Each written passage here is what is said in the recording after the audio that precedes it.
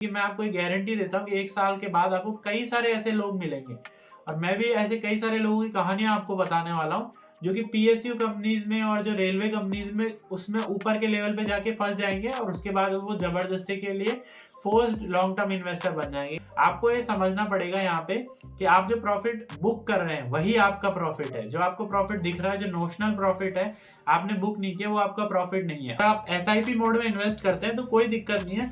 अभी आप एसआईपी के अमाउंट को कम रखिए और धीरे धीरे जब स्मॉल कैप सस्ते होते जाएंगे तो अपने एसआईपी के अमाउंट को बढ़ा भी सकते हैं।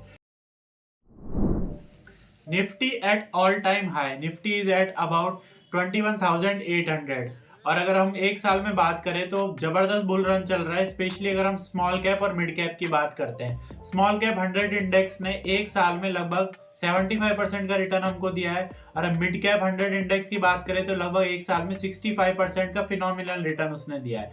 और निफ्टी 50 की भी अगर हम बात करते हैं तो एक साल में अगर हम 52 वीक लो से देखें तो लगभग 30% का रिटर्न हमें वहां से मिला है। तो ऐसे टाइम में आप देख रहे हैं जबरदस्त एक बुल रन चल रहा है और एक साल में ही इतने जबरदस्त रिटर्न मिले हैं। तो ऐसे कंडीशन में हमें क्या करना चाहिए जब इस तरह की पैराबोलिक मूव होती है और स्टॉक्स और मार्केट बहुत ही स्पीड से अपने ऑल टाइम हाई टच करता है और बहुत ही अच्छा रिटर्न देता है, तो फिर अगले कुछ टाइम के लिए हमारी जो रणनीति है, हमारी स्ट्रेटेजी क्या होनी चाहिए, तो हमें क्या गलतियां नहीं करनी चाहिए, क्या स्ट्रेटेजी हमें अपनानी है ताकि अगर हमें अच्छा जो प्रॉफिट हुआ है पिछले एक साल में उसको हम घर ले जा सके, प्रॉफिट बुक कर सके और ऊपर जाके ट्रैप में ना फंसे। तो आइए स्टार्ट करते हैं। तो हम तीन तरह की कैटेगरी में लोगों को डिवाइड करते हैं। एक जो लॉन्ग टर्म इन्वेस्टर है, जिनका होराइजन इन्वेस्टिंग का मिनिमम 10-15 ईयर्स का होता है, वो एक स्टॉक को पकड़ते हैं 10 से 15 साल के लिए रखते हैं।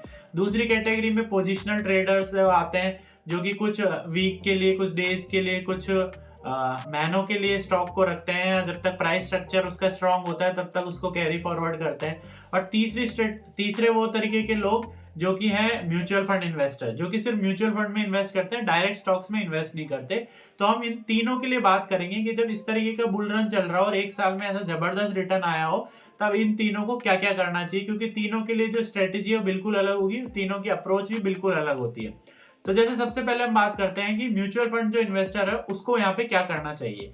देखिए, म्यूचुअल फंड में भी बहुत कैटेगरी होती है। अगर आप लार्ज कैप और इंडेक्स इन्वेस्टर हैं और अगर आप स्मॉल कैप इन्वेस्टर है तो दोनों टाइम में आपकी जो अप्रोच है वो बिल्कुल अलग हो जाएगी।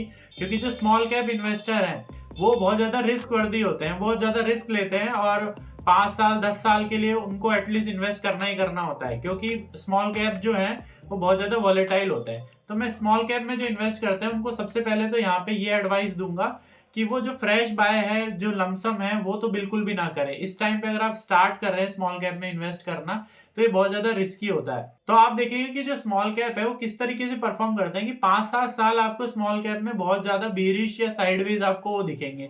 उसके बाद 1 या 2 साल में उनका रिटर्न जो है जबरदस्त होगा, जैसे कि हमने देखा 2023 में कि एक साल में ही 70-80% का इंडेक्स ने ही रिटर्न दे दिया। तो कई सारे जो स्टॉक्स हैं वहां से 3 टाइम्स 5 टाइम्स 10 टाइम्स भी हो गए। और उसके बाद जनरली क्या होता है कि 5-7 साल के लिए एक बहुत बड़ा स्लगिश पीरियड आ जाता है। अब मान लीजिए आप फ्रेश इन्वेस्टिंग कर रहे हैं, इस हाई में स्टार्ट कर रहे हैं, आप पहला लमसम इन्वेस्ट कर रहे हैं या पहली एसआईपी आप स्टार्ट कर रहे हैं, तो आपको ये समझना होगा कि इसमें जो अपर साइड जाने की जो पॉसिबिलिटी है बहुत कम हो गई है और लोअर साइड जाने का जो रिस्क है वो इस मोमेंट पे बहुत ज्यादा हो चुका है। हालांकि हो सकता है कि अगले एक साल में भी बहुत अच्छा रिटर्न ये आपको दे, लेकिन अगर आप फ्रेश इन्वेस्टमेंट कर रहे हैं तो आपको बहुत ज्यादा कॉशियस रहना पड़ेगा, क्योंकि अब ये स्मॉल कैप यहाँ से बहुत ज्यादा रिस्की हो चुके हैं और अगर फॉल होगा तो फॉल बहुत ब्रूटल होगा। और अगर आप ऐसा सोचते हैं कि मुझे 10 साल के लिए, 15 साल के लिए इन्वेस्ट करना है और आप एसआईपी मोड में इन्वेस्ट करते हैं तो कोई दिक्कत नहीं है। अभी आप एसआईपी के अमाउंट को कम रखिए और धीरे धीरे जब स्मॉल कैप सस्ते होते जाएंगे तो अपने एसआईपी के अमाउंट को बढ़ा भी सकते हैं। दूसरे केस में अगर आप म्यूचुअल फंड में लार्ज कैप या इंडेक्स फंड के इन्वेस्टर है तो ऐसे केस में आप क्या कर सकते हैं, आपने देखेंगे कि स्मॉल कैप और मिड कैप में बहुत अच्छा ट्रैक्शन आया है, बहुत अच्छा रिटर्न इन्होंने दिया है, लेकिन लार्ज कैप इतना नहीं चले हैं अभी। और अगर आप लॉन्ग टर्म पी मल्टीपल भी देखेंगे तो अभी मार्केट का जो लॉन्ग टर्म पी मल्टीपल है वो अपने एवरेज के आसपास ही है। ऐसे टाइम में उसमें आप जो एसआईपी कराते हैं आप उसको बढ़ा भी सकते हैं। मैं आपको सजेस्ट करूंगा कि आप जो स्मॉल कैप फंड में जो इन्वेस्टमेंट करते हैं, आप एसआईपी करते हैं, उसके अमाउंट को कम करके, डिक्रीज करके आप इस टाइम लार्ज कैप या इंडेक्स फंड में बढ़ा सकते हैं अगले कुछ टाइम के लिए। क्योंकि अभी लार्ज कैप और जो इंडेक्स फंड है वो अभी इतने रिस्की नहीं है, अभी उनमें काफी पोटेंशियल नजर आ रही है। वहीं पे स्मॉल कैप काफी रिस्की हो चुके हैं। लेकिन अगर आप चाहते हैं कि आप इसमें इन्वेस्टमेंट बंद ना करें, आगे अगर बुल रन और चलता है अभी स्मॉल कैप और मिड कैप का, तो आप उसका फायदा ले, तो आप उसकी एसआईपी को कम करके और लार्ज कैप और इंडेक्स फंड की जो एसआईपी है आप उसको बढ़ा सकते हैं। लेकिन आपको ये जरूर ध्यान देना है कि स्मॉल कैप जो है वो बहुत ज्यादा रिस्की होते हैं। उनमें अगर आपका होराइजन एटलीस्ट 10 ईयर्स का नहीं है तो आपको, मेरे सजेशन के हिसाब से, तो आपको उनसे ज्यादा से ज्यादा जितना हो सके आपको बचने की कोशिश करनी चाहिए। दूसरी कैटेगरी है अगर आप पोजिशनल ट्रेडर है। देखिए पोजिशनल ट्रेडर या किसी भी तरीके के आप ट्रेडर हो, इंट्राडे करते हो, फ्यूचर एंड ऑप्शन करते हो, आपको you should respect your stop loss. Stop loss hit हुआ आपको निकलना है, ट्रेलिंग स्टॉप लॉस हिट हुआ आपको निकलना है, आपका टारगेट हुआ हिट हुआ आपको निकलना है। आपको इन चीजों में फंसना ही नहीं कि बुल रन चल रहा है या फिर बियर रन चल रहा है, क्या चीजें चल रही हैं, क्या मार्केट में अब क्या होगा, फेड कट करेगा, रेट नहीं करेगा, रशिया यूक्रेन का जो वॉर है वो कितना जाएगा, क्या चाइना ताइवान पे अब अटैक कर देगा, ये सब चीजों के बारे में आपको नहीं सोचना। आपको पूरा फोकस करना है प्राइस एक्शन पे, आपको वॉल्यूम्स पे। अगर आपको बहुत सारे सेटअप्स मिल रहे हैं, अच्छा आपके लिए चार्ट्स आपके लिए अच्छे सिग्नल दे रहे हैं, तो आपको ट्रेड करना है और आपको स्टॉप लॉस रखना है। बस बिल्कुल सिंपल है, चाहे कितना ही बुल रन चल रहा हो, क्योंकि कहीं ना कहीं कुछ जो सेट ऑफ स्टॉक्स हैं वो तो बढ़ ही रहे होते हैं। हो सकता है लार्ज कैप बड़े, हो सकता है मिड कैप बड़े, हो सकता है स्मॉल कैप बड़े, हो सकता है कि एक पर्टिकुलर कैपिटल गुड्स का सेक्टर अच्छा करे और फाइनेंस का ना करे, या फिर फाइनेंस का अच्छा करे कैपिटल गुड्स का ना करे, या फिर आप किसी और कैटेगरी में अगर जैसे बैंकिंग है, पीएसयूज हैं, जो रेलवे थीम है ये जो इस टाइम बहुत चल रही है वो अच्छा करें। आपको सिर्फ प्राइस एक्शन देखना है, आपको सिर्फ चार्ट्स देखना है, आपको इस तरह की चीजों में पढ़ना ही नहीं है कि बुल रन चल रहा है नहीं चल रहा। क्योंकि अगर बुल रन खत्म होता है और स्टार्ट होता है वीकनेस आना मार्केट में, तो सबसे पहले ये आपको ही पता लगेगा, क्योंकि अल्टीमेटली ये सबसे पहले आपको चार्ट में ही देखने को मिल जाएगा। तो आपको बिल्कुल क्या करना है, आपके स्टॉप लॉस को रेस्पेक्ट करना है और आपको जैसे आपका स्टॉप लॉस या फिर आपका टारगेट हिट होता है तो आपको निकल जाना है। हालांकि यहाँ पे ये है कि अगर मार्केट आपको बहुत ज्यादा रिस्की दिखता है, जो कि एक्चुअल में हो भी चुका है मिड कैप स्मॉल कैप में, तो ऐसे टाइम पे जो आप परसेंटेज ऑफ रिस्क लेते हैं आपकी कैपिटल पे, वो आपको कम करना है। अगर आप जनरली 1%, 1.5% कैपिटल का रिस्क ले रहे थे एक ट्रेड में, तो वो आपको डिक्रीज करके 0.5, 0.25% पे ले आना है। और अगर यहाँ से मार्केट और अच्छा करता हुआ दिखता है, चार्ट्स अच्छे पॉजिटिव शो करते हैं, तो वहां पे आपको आपका रिस्क आप थोड़ा बढ़ा भी सकते हैं। जिस भी तरीके के ट्रेडर है, इंडिविजुअल पे डिपेंड करेगा। तीसरी कैटेगरी है लॉन्ग टर्म इन्वेस्टर, यानी कि आप लॉन्ग टर्म के लिए किसी स्टॉक में या किसी ईटीएफ में, इंडेक्स में इन्वेस्ट करते हैं। आप डायरेक्ट स्टॉक्स में इन्वेस्ट कर रहे हैं for long term, 10 years, 15 years, 20 years, आप इस तरह की थॉट प्रोसेस से हैं। तो आपको ऐसे टाइम में क्या करना चाहिए जब स्टॉक्स इतने रन कर चुके हैं और बुल मार्केट चल रहा है? तो देखिए सबसे पहले आपको मेरा पिछला वीडियो देखने की जरूरत है, वहां पे मैंने बहुत अच्छे से एक्सप्लेन किया है कि जो लॉन्ग टर्म है जरूरी नहीं है कि वो कुछ टाइम हो, कि 10 years is a long term, 15 years is a long term, 20 is a long term. क्योंकि आप किसी भी स्टॉक के अगर प्राइस को देखेंगे तो most of the stock, 99% of the stock जो भी रिटर्न देते हैं पिछले 10 सालों में, उनका जो मेजोरिटी ऑफ रिटर्न आता है, जो उनका 80% रिटर्न है, वो लगभग एक डेढ़ 2 साल के बीच में ही आपको मिल जाता है। बहुत सारे स्टॉक पैराबोलिकली मूव कर रहे हैं और इतने जबरदस्त रिटर्न उन्होंने दिए हैं कि वो पिछले एक साल में 8 गुना, 10 गुना, 15 गुना हो चुके हैं। अब आप अगर ये सोचते हैं कि मैं तो लॉन्ग टर्म इन्वेस्टर हूं, अब ये 10 गुना हो चुका है लेकिन मैं इसको अभी भी रखूंगा क्योंकि लॉन्ग टर्म में पैसा बनना ही बनना है, और शायद अगर आप उसमें फ्रेश बाय भी स्टार्ट करते हैं, तो आपको ये बहुत ध्यान रखना है कि आपके पास मार्जिन ऑफ सेफ्टी होना बहुत जरूरी है। कई सारे स्टॉक इस टाइम पे, क्योंकि आपको बहुत फैंसी स्टोरी सुनाई जा रही है, बहुत सारे स्टॉक्स ऐसे हो चुके हैं जो 120, 130 के पीई पे जा चुके हैं, 200 के पीई पे जा चुके हैं, और शायद उनमें ग्रोथ इतनी नहीं आए। इवन अगर उनमें ग्रोथ भी आती है तो 200 का जो पीई मल्टीपल है वो अपने आप में बहुत ज्यादा है, और वहां से आप अगर रिटर्न एक्सपेक्ट कर रहे हैं तो आपको मोस्ट प्रोबेबली वहां से आप डिसअपॉइंट ही होने वाले हैं।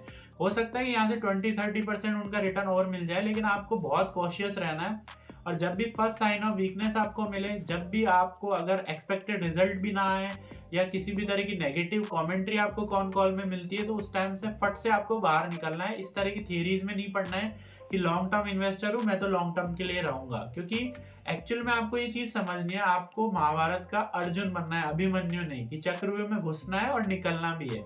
आपको ये समझना पड़ेगा यहाँ पे कि आप जो प्रॉफिट बुक कर रहे हैं वही आपका प्रॉफिट है। जो आपको प्रॉफिट दिख रहा है, जो नोशनल प्रॉफिट है, आपने बुक नहीं किया, वो आपका प्रॉफिट नहीं है। और अगर आप उसको नहीं ले पाए और अगर आपने टेबल पे ही छोड़ दिया, तो ultimately it's not your profit. ये मेरे साथ भी हुआ है, जैसे कि मैं आपको बताऊं मेरे केस में, दीपक नाइट्राइट में मेरे साथ ऐसा हुआ था कि मैंने 800 पे फर्स्ट मेरी बाइंग स्टार्ट की थी, और स्लोली स्लोली मैंने उसको बाय करता गया धीरे धीरे धीरे धीरे, और जो मेरा एवरेज प्राइस है वो 2000 तक आ गया, क्योंकि मैंने जो बाइंग करी वो लगभग 2900 तक की।